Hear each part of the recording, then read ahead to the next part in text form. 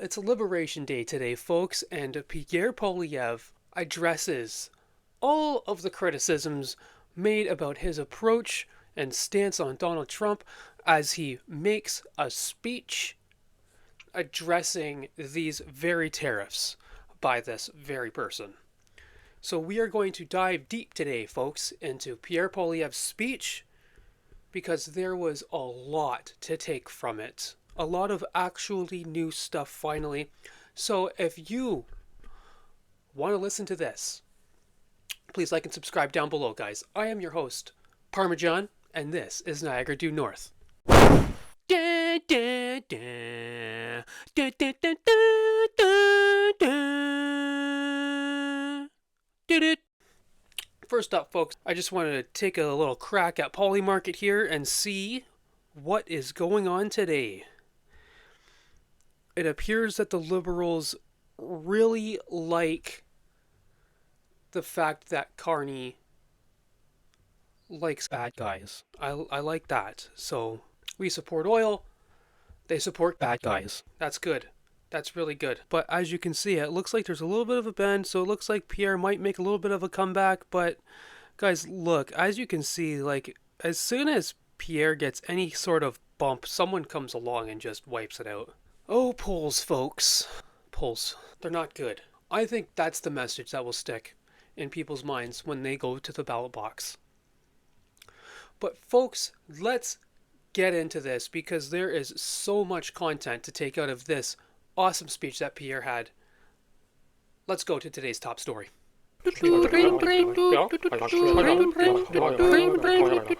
So media has long been speculating that there's a civil war brewing within the Conservative Party. Doesn't it suck that you don't get that kind of drama in the Liberal Party? Everybody's always just lined up. They agree the same. All the voters are lined up with 100% of everything that they stand for. Well, in the Conservative Party, we are free thinkers. And we don't always agree with what everybody says. We don't always agree with Pierre's actions that he takes. But just don't ever forget, the Conservative Party is the party of free thinkers. Right now, Pierre has the trump card with his base, where he can walk right down Bay Street and go boom boom, and that guy won't lose a single vote. I honestly think the only way he can lose a vote is be caught on audio aligning with the Liberals. Remember this, however, okay? If you find yourself aligning 100% with somebody's ideas, there's a problem there. When was the last time you agreed 100% with what someone said? This speech right here is the perfect example of that, and we are going to dive into it right now. The second part of the plan is we have to try to end this trade dispute. There's no guarantee, but we have to try. On day one, as Prime Minister, I will propose to the President to accelerate renegotiations of CUSMA, bringing in a new deal on trade and security. CUSMA must be renegotiated anyway, next year. Why wait? Why not get it done now? Why not end the uncertainty that is paralyzing both sides of the border and that is also costing us jobs today? We should set a firm date to finalize a new deal. And I will propose that both countries pause tariffs while we hammer out that deal. Keeping destructive tariffs in place kills jobs on both sides of the border and so serves no purpose at all. It does not make sense to go on killing jobs, disrupting markets, and weakening both our economies with on-again, off-again tariffs for months on end as Canadian businesses and workers live in paralyzed terror. In the meantime, during negotiations, suspension of tariffs would have to go both ways. Either they take them off or we would not. We would require this to be fully reciprocal as we work towards getting a deal. And as for the deal itself, any good negotiator would tell you that he wouldn't put his cards on the table before sitting down to talk. But Canadians do have a right to know what our red lines are. Canadians have the right to know what red lines I will draw in order to protect our country in these inevitable negotiations that any future Prime Minister will have to have and have quickly. So let me be clear. First, I will protect our control over our border, our security, our resources, our farmers, including our supply-managed farmers, our fresh water, our automotive workers. Also, we will protect our sovereignty, our laws, our currency, our dollar, our land, our waters, our sky, our culture, our official languages, and our resources and Indigenous rights will not be under the control of any other country. This is non-negotiable. We will protect Canada's sovereignty in any negotiations. You see, I agreed with almost none of that. CUSMA is a leftist term, okay? It's called USMCA. God, it's either NAFTA 2 or USMCA. It is not CUSMA. Now, also, Pierre is only going to terminate Canada's reciprocal tariffs. He's not going to bring our tariffs to zero. That's not good. Damn, this shit keep going like whoop, like no go do. What the fuck? I hate supply management. It is only there to protect Quebec farmers. And I also really dislike political talking points. Now, that was a really great idea about the Army. That's good. But I would do more. That's me. I think we should be a military superpower. I think we should have the highest tech, most cutting edge technology. I think we should be better than Israel. And what he said about guns was great. But he should have said that a long time ago. I would have said this. Of course I'll step up to tackle fentanyl.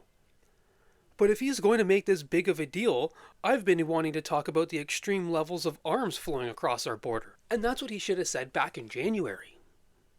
Good, he wants to talk fentanyl? I want to get it off the street too. Let's talk guns. You got a problem with that? Second, for years, the Americans have demanded we do more in defense. But the truth is, Canadians have been demanding exactly the same thing. And so I will commit that any extra revenue generated from expanded trade with the United States will go right into our armed forces. We will hit our 2%. We will take back control of our Arctic waters from the Chinese and the Russians. We will rebuild our military and will become a truly sovereign nation with a strong armed forces that can protect us. It's important for Canada to step up and show its strength. Canada will carry its own weight. We will secure the North. We will put more boots on the ground, submarines and ships in the sea, and planes in the air. Americans will be able to sleep sound at night, knowing that we fully defend our North.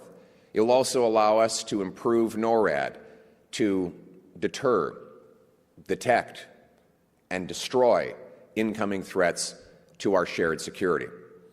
Third, while we will agree to work with the Americans to secure our border on fentanyl and illegal migration, I'll also demand that they do their part to stop sending illegal guns across our border that kill our people.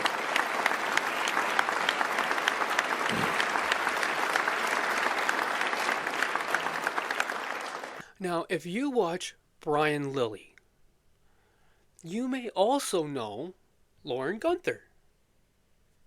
And you may also know that Lauren Gunther is one of the millions of Americans who are really angry at Trump right now. Well, guess what? I think Pierre is one of them as well. You can't count that out. You may be a Trump sympathizer. I don't have anything wrong with that. I think Trump's right.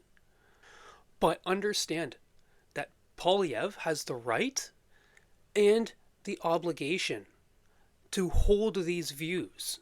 Now, how do we ensure that President Trump keeps his side of the bargain? How can we trust that he'll honor any new agreement when, let's be honest, He violated the last one, the one he negotiated. Well, that's the situation we're now in.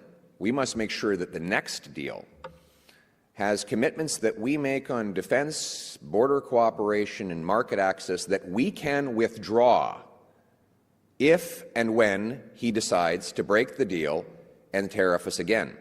We will hold up our end of the bargain only as long as he holds up his. That is how we create the leverage to protect against a president suddenly changing his mind and breaking his word. In this next clip here, Pierre's often been saying that Canada has lost $500 billion to the U.S. over the past Liberal decade. Here he actually clarifies it a little more and talks a little bit more about what he's talking about. And he clarifies a little bit more about what he's talking about. We're projected to have the slowest growth of all of the nearly 40 OECD nations, and that is after 10 years of the Liberals in power. In the first 14 years of this century, Canada had a net investment of American dollars in Canada of about $30 to $100 billion, depending on the year. Right now, after the last Liberal decade, there are $500 billion more Canadian dollars invested in America than the reverse. $500 billion has poured out of our economy into the U.S. We are more dependent and helpless than ever before, precisely because of the policies that Mark Carney and Justin Trudeau have imposed in this lost decade. So this was a very impactful speech with many highlights. All I cut out was French and the campaign speech rhetoric. And this will get so underplayed by the media. What I have for you here, lastly, is Pierre's response to Donald Trump. And you know what? First, I think everyone's jumping on Pierre a little too early. I think his message is the message that will stick. Folks, I'm your host Parmesan, and this is Niagara Due North. If you like this content, if you agree with my views, hit the like button down below and comment. I am very active in the comment section down below. So on that last note, I will see you guys on the next one. Enjoy this last clip. I think Canadians have to ask a question. Why is Donald Trump so supportive of Mark Carney?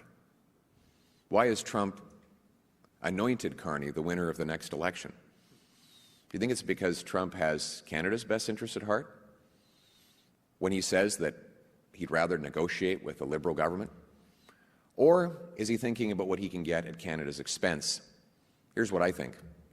Donald Trump knows that a fourth Liberal term under Mark Carney will make Canada even weaker and poorer than it was over the last decade, more dependent on American markets and vulnerable to his threats. He knows Mr. Carney is opposed to turning Canada into an energy superpower. He knows that Liberal agenda blocking energy production and pipeline construction will keep Donald Trump's thumb over our economy. In fact, Mr. Carney actually said, and I'm quoting here, more than 80% of current fossil fuel reserves would need to stay in the ground. Now, obviously, he means Canadian oil reserves. There would be more oil produced south of the border, profiting the Americans and making us weaker and more reliant. Trump knows that Mr. Carney will keep Justin Trudeau's industrial carbon tax on Canadian industry, as well as Trudeau's cap on Canadian energy, driving business south. And just yesterday, Mark Carney gave a wonderful gift to Donald Trump. He announced he will keep the Liberal No New Pipelines Law C-69 in place. Bill C-69 guarantees there will never again be a pipeline, LNG plant, large-scale mine, or nuclear project built in this country. It will send hundreds of billions of dollars fleeing south of the border to Trump's America and force us to continue to sell our oil and gas at massive price discounts. When you consider that Mark Carney's Keep It in the Ground agenda will make us even more dependent on the United States, it becomes pretty clear why Trump wants the Liberals to win a fourth term. The last thing that President Trump wants is a strong Canadian Prime Minister who will turn this country around, turning our country into an economic and resource powerhouse with competitive taxes that is open for business. That might not be good for President Trump, but it is exactly how you put Canada first.